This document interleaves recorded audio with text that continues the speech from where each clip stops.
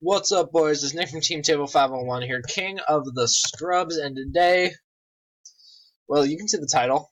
We're doing a Domain Monarch side deck tutorial. I already did this for last format, but now that we have a new ban list, the deck kind of changes how it functions in games 2 and 3.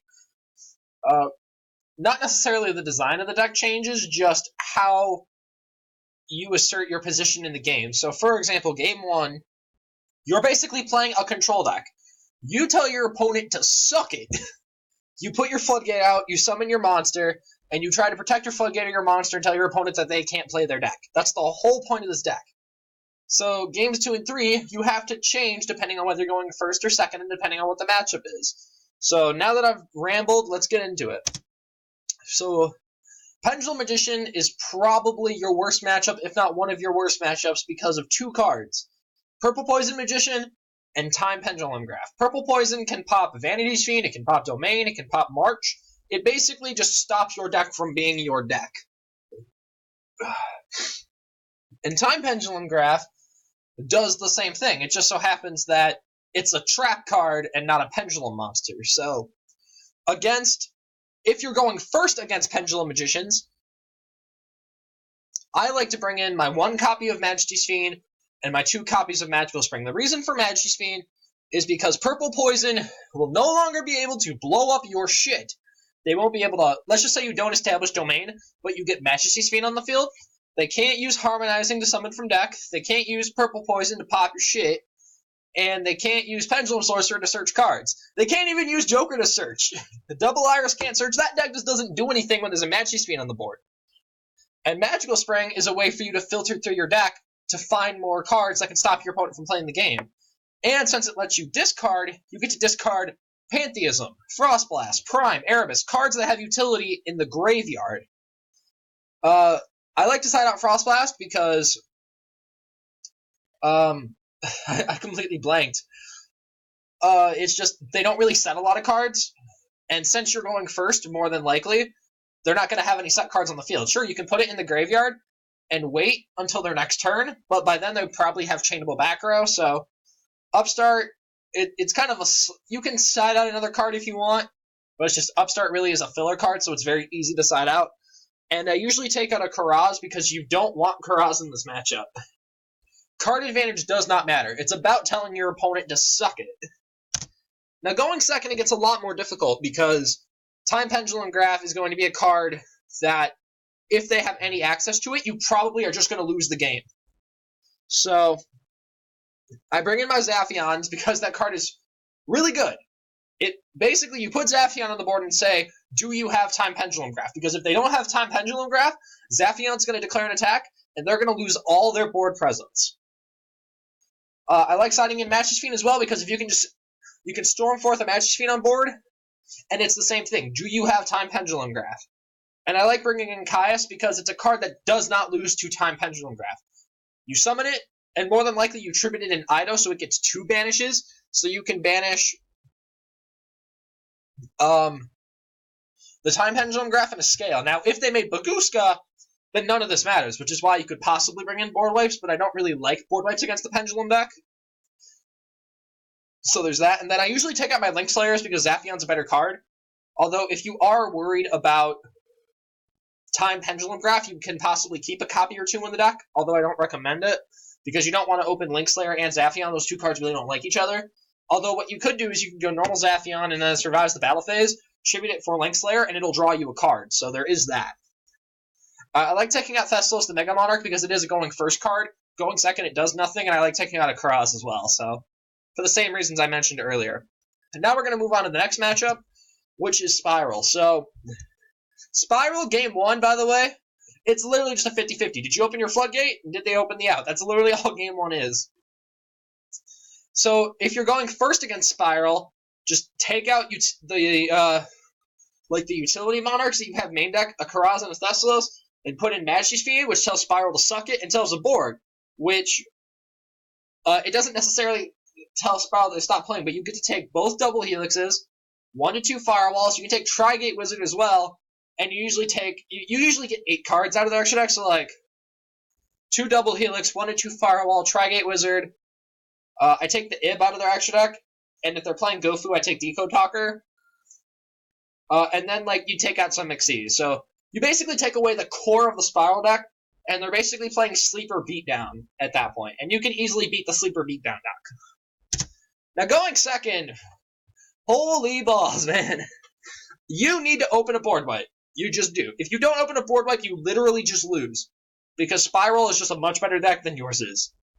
And I also like bringing in Max C, because if they don't have the Ash Blossom and you open Max C, you're putting yourself in a really good position to win the game. And so you take out all your utility, and you're basically playing this beatdown deck. This really jank-ass beatdown deck. You need to open a board wipe, tribute fodder, and a monarch so that you can just kill them as quickly as possible. Because if you don't kill them, they're going to build a giant board, and that's going to beat you. So you take out all the utility, and you just put in board wipes and removal.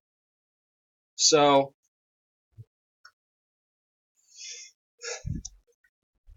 the side out, you can keep Frostblast in if you want, but because you're taking out some Monarchs, I don't really like Frostblast that much.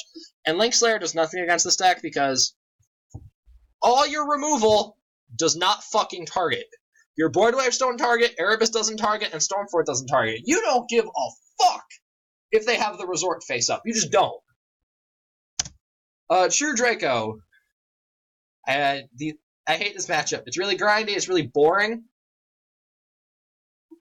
So basically, I hate Zaphion against the deck, but I hate Vanity's Fiend even more, unless they have the Wind Witch engine. If they have the Wind Witch engine, then keep your Vanity's Fiends in the deck if you're going first, because you do not want to deal with Crystal Wing. You can pretty easily deal with Masterpiece, but you do not want to deal with Crystal Wing.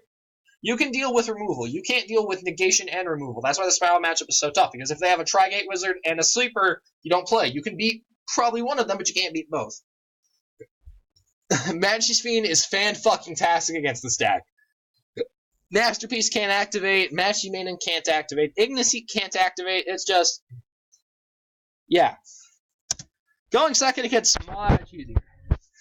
It's just like Spiral. You take out all your utility, and you're basically playing like this jank beatdown deck. You're gonna put your big monster on board, you're gonna kill their big monster, and we're gonna see which one lives. And then eventually, if that fails, you go back to playing the grind game.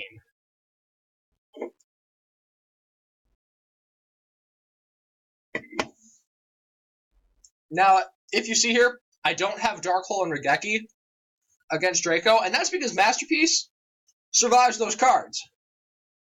Where against Spiral, they don't really... all their cards pretty easily die to Dark Hole and Regeki.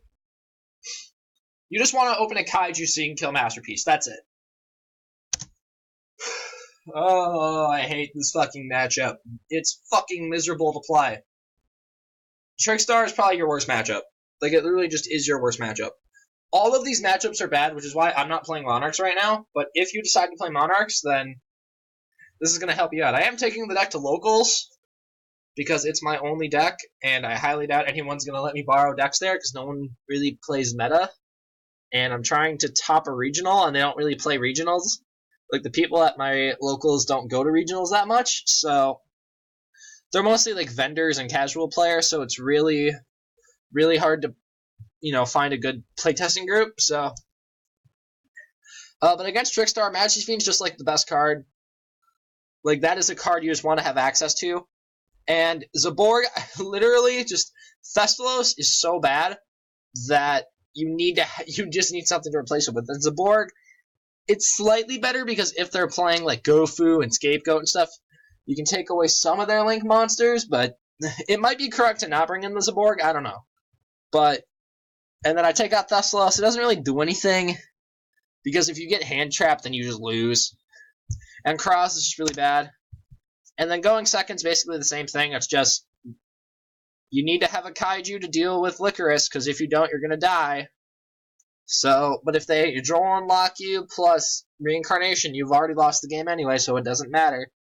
Like, literally, if you play against Trickstar and you're not going first, you lose. Like, you just do. This matchup's almost unwinnable.